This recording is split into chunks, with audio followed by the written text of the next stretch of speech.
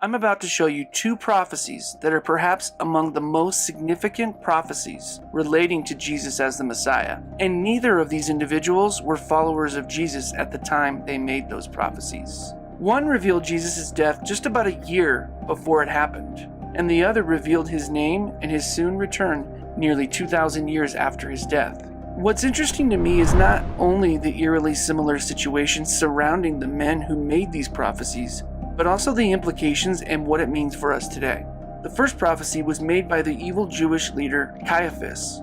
Most people don't realize that Caiaphas actually unwittingly prophesied the death of Jesus. Now, the Gospels tell us that some of the Pharisees, chief priests, and the Sanhedrin began to plan Jesus' death.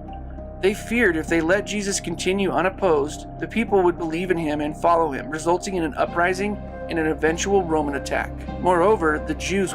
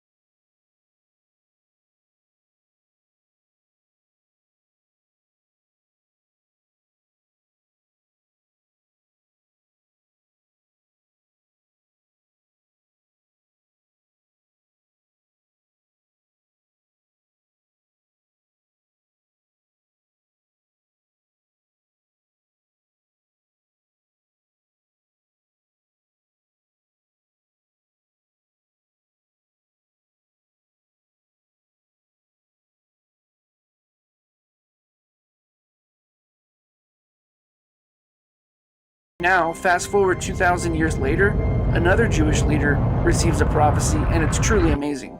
In 2007, Israeli Today ran an article with the headline titled, "Rabbi Reveals the Name of the Messiah."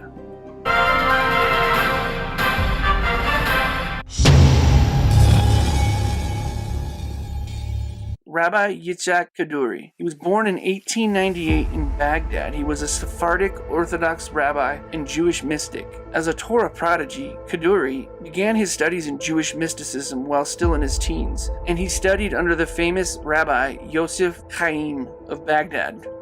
Later on in his life, in 1990, Rabbi Kaduri met with a famous rabbi named Menachem Mendel Schneerson. He was known as the Rebbe of Lubavitch.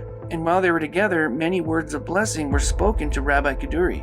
And among those words spoken by the Lubavitcher Rebbe was the blessing that Kaduri would not pass from this world until he met the Messiah. Now, about 13 years later, Rabbi Kaduri would indeed have a mystical vision. It was reported that in his vision, Kaduri spoke with the Messiah. And during this encounter, the Messiah revealed his name to Kaduri. Kaduri later noted to his disciples that the revealed name of the Messiah was hidden among his writings. Rabbi Kaduri died on January 26, 2006, at the age of 108. Then Kaduri's disciples came across a note written by Kaduri in which was encrypted the name of the Messiah. This note contained instructions saying that it was not to be opened until a year after Kaduri's passing. His funeral procession was one of the largest in attendance in modern-day Israel. During his life, thousands of people came and visited him to seek advice, consecrate amulets, or ask for blessings and healings of various diseases. His disciples even told of miracles. As a result, in his old age, he was increasingly asked about political topics. In fact, Kaduri was regarded as a prophet by his followers because he could also predict some events in the future.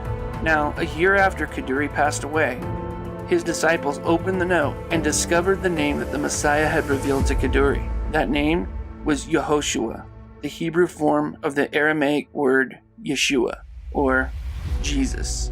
Here's an English translation of the note done by an Orthodox rabbi. Quote, "Regarding the acronym of Messiah, the masses will themselves arise and verify that his words and his teachings can stand, with my signature in the month of mercy, Chake Kaduri." The note's instructions basically said to take the first Hebrew letter of each of the words within the written phrase and put those letters together to form the name of the Messiah. The phrase in question is, "The masses will themselves arise and verify that his words and his teachings can stand." Taking the first Hebrew letter of each word, it spells Yehoshua. Although some deemed the note a forgery, others stated that it was indeed written by Kaduri. Now, it should be noted that most of the controversy surrounding the note had more to do with its implications of Jesus being the Messiah. Had it been any other name, perhaps there wouldn't be such an uproar. However, Israel Today maintains it spoke to two of Kaduri's closest followers, and each revealed that the note was in fact authentic and decoded appropriately to reveal that Jesus is indeed the Messiah. I